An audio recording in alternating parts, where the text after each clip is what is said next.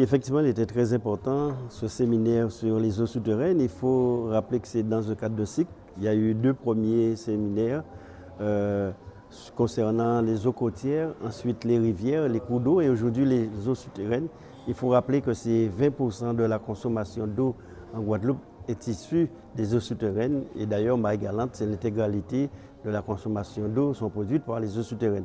Cette nécessité que nous puissions avoir d'autres forages, mais aussi avertir, préserver ces nappes phréatiques, puisqu'on sait que l'environnement, les habitations peuvent avoir des conséquences. Ainsi, lorsqu'on est dans la zone du sud Basse-Terre, avec le problème de chlordécone, les eaux sont impactées. Il y a des forages sur la Grande Terre, mais on sait très bien que s'ils sont sous-exploités, là aussi il peut y avoir donc, des conséquences. Donc le but du séminaire, c'est d'avertir et qu'on puisse avoir le maximum de connaissances et pour pouvoir affiner nos stratégies, nécessiter d'autres forages. Des séminaires comme aujourd'hui pour avertir la population, pour qu'ils puissent avoir conscience qu'en fonction de notre mode de vie, cela peut avoir des conséquences sur la nappe phréatique.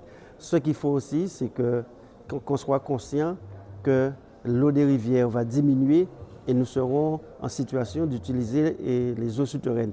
Mais tout cela ne pourrait se régler que lorsque nous allons régler le problème immédiat de l'eau, puisque aujourd'hui, il faut se dire que entre 60 à 68% de l'eau produite part dans les tuyaux, donc qui nous oblige à surutiliser les rivières, à surutiliser les nappes phréatiques.